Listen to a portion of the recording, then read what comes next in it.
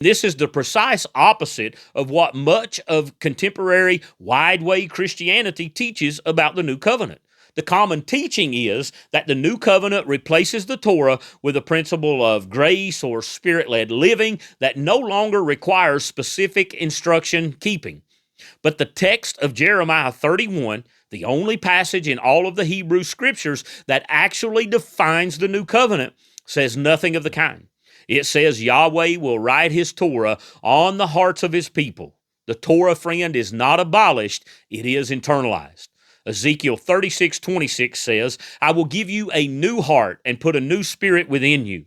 I will remove your heart of stone and give you a heart of flesh. I will place my spirit within you and cause you to follow my statutes and carefully observe my ordinances.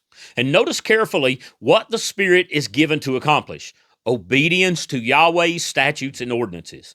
And so the Spirit's not given as a replacement for Torah obedience. The Spirit is given as the empowerment for it, the means by which Yahweh writes His Torah on the hearts of His people and enables them to walk in the ancient paths from the inside out. And this is the fulfillment of the New Covenant. Not a people freed from Yahweh's ancient instructions, but a people that is so transformed in their hearts that they desire and are enabled to walk in it. And this brings us to our final point of focus in this section, and that is the consistent testimony from Moses through the apostles. And the entire biblical narrative tells a single continuous story, and the ancient paths flow through it from the beginning to the end. The invitation to walk in Yahweh's ways is not an old covenant institution that gave way to something else in the new. It is the consistent call of Yahweh to His covenant people in every generation, expressed through different instruments and illuminated by revelation, but always pointing to the same destination: a people set apart and holy, living out Yahweh's instructions in the world as a light to the nations. Malachi 4:4 says, remember the instruction of Moses my servant, the statutes and ordinances I commanded him at Horeb for all Israel. And so the closing charge of the Hebrew prophetic canon, if you will, the last word before 4 centuries of prophetic silence, is not a hint that something is coming to replace the Torah.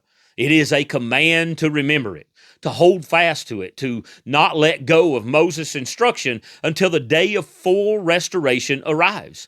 And then, 4 centuries later, the first voice to break that silence was John the Immerser, or John the Baptizer, calling the people to repentance and preparation for the coming of the Messiah, who would arrive walking in the ancient paths perfectly, teaching them with unrivaled authority, and embodying in His life every dimension of Torah faithfulness. 1 John 2:3 says this, this is how we know that we have come to know Him, if we keep His commands. And the one who says, I have come to know Him, yet doesn't keep His commands, is a liar, and the truth is not in him. But whoever keeps His word, truly in him the love of Elohim is perfected. This is how we know we are in Him. The one who says he remains in Him should walk just as He walked. Notice that, walk just as He walked. And that is the Apostle John's standard for the follower of Yeshua. And Yeshua walked the ancient paths. He kept the Sabbath. He observed Yahweh's appointed feasts. He ate according to the dietary instructions of Torah. He taught His disciples to observe all that He had commanded. And to walk as He walked is to take the ancient paths. And the promise of Yahweh for every generation that will stand, that will look, ask, and take those ancient paths is rest for the soul.